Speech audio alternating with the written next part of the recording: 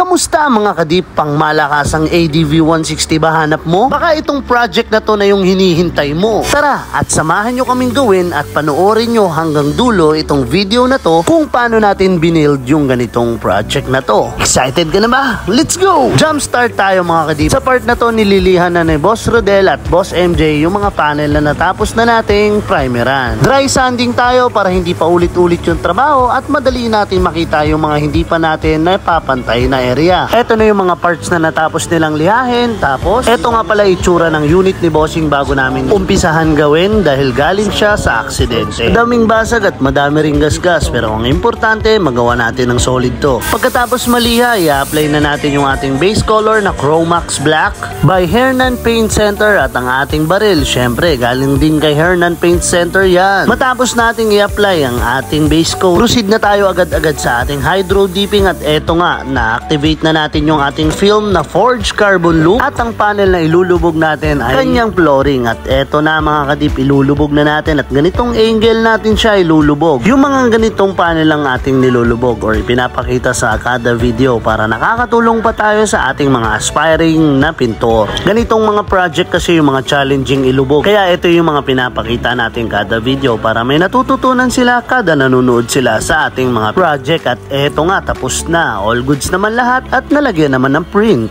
Next panel tayo. Sa next panel mga kadip, dalawa na kami ni Boss MJ para hindi masayang yung film at masulit din natin yung laki at lapad ng film na nailatag natin at ganitong angle ko lang ilulubog yung araro ng ADV 160. Dahan-dahan lang yan pababa para yung mga butas-butas niya malagyan rin ng print. Sa mga ganitong panel, napapakinabangan yung ganito kalalim na deep tank natin kasi kung makikita nyo, yung unang angle na ginawa natin ay halos patayo at check natin kung lahat nalagyan ba ng print. Patingin na ko tol, all goods naman hanggang dun sa may butas-butas niya, 'di ba?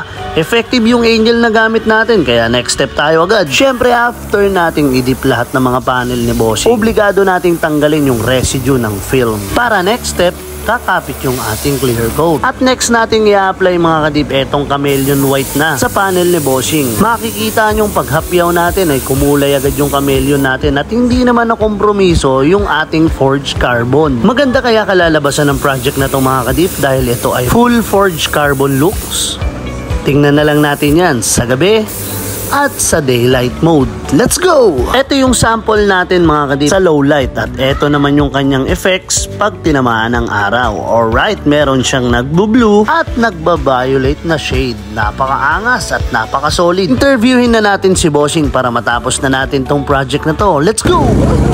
Moto Dreads. Dreads ba? Yeah, si Moto Dreads. Oh. Ano yung motor niya? Oh. Yun oh. Yan.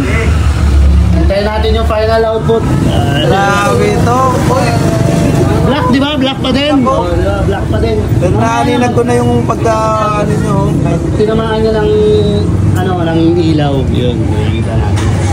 So ayun guys, kasama natin ngayon si Boss Moto Dreads ng Taguig. Ano sir? So ito yung motor niya. Ayan, huwag na kayo umiyak. Lagi daw pinapakita yung mukha ng kliyente. Siyempre, bida sila rito at saka yung motor. So bago natin i-flex yung motor, yung kliyente muna. So Boss Moto Dreads. Yes. You know, ganda ng shirt oh. Anong masasabi mo ngayon boss sa itsura ng motor mo? Yan. Panalo. Sobra pa sa panalo eh. Kasi, di ba, parang masabi ko lang sa lahat ng ginawa ni Boss Paul. Hindi mo pa ito makikita. Nag-iisa lang to. 1 of 1 pa muna. Oo, 1 of 1. 1 of 1 pa to. So kung magagaya man siyan, malalaman natin kung kanino nagsimula yung concept na ganito. Yes, ayan, no? So abangan nyo, i-flex natin sa dulo ng video. Ayan siya, nagka-chameleon siya na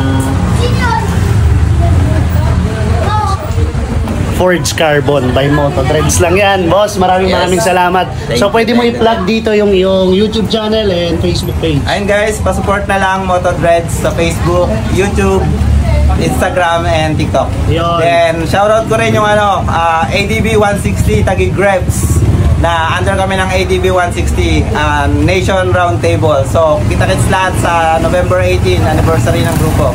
Ayun, Bossing, maraming salamat at ingat kayo ni Madam. Maraming salamat po.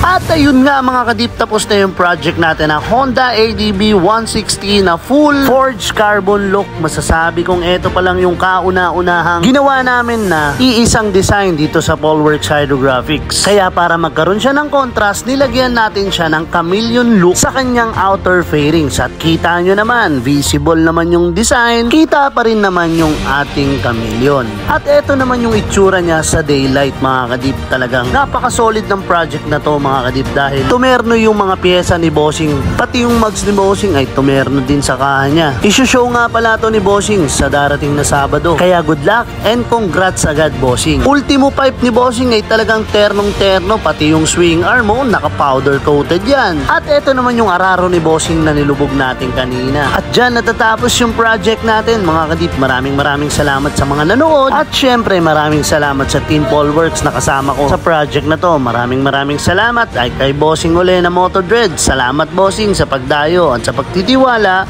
sa Polworks Hydrographics. To God be the glory. Ride safe. Ingat!